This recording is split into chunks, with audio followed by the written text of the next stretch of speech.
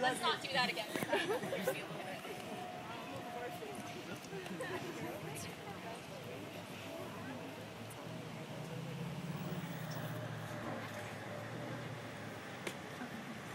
This is the foreword to a very long story that's 10 times this size. Oh, it hasn't gotten scary yet. Don't worry. That's coming. Forward by EA.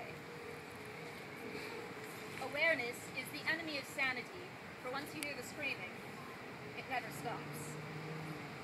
Perfume was first created to mask the stench of foul and offensive odors. Spices and bold flavorings were created to mask the taste of putrid and rotting meat. What then was music created? Was it to drown out the voices of others, or the voices within ourselves? I think I know. I remember, when I was still a child, like you, how I was plagued by voices in my head. No joke. The voices frightened me, bringing me to tears nearly every night until adolescence, and as such, I was always dehydrated. I lived each day dreading the night to come, when my limbs would be seized by a heavy paralysis, the voices growing louder and louder and louder until I couldn't hear you if you were shouting in my ear. Oddly enough, no one believed these voices of mine were real enough to be worth looking into, and so I had no choice but to find some way to overcome this nightly terror on my own. After the first few years, voices began to manifest even during the day. I remember standing in the doorway to my bedroom one afternoon and beginning to cry. I must have made a noise of some sort because my grandmother, who was in the kitchen at the other end of our long hallway, the only time I ever saw her, she asked me if I was alright. And having already learned to hide my feelings, if only to preserve my 6-year-old dignity, I told that to my grandmother in my calmest voice, telling her that I was fine, that I had only bitten my lip. Naturally, she believed me.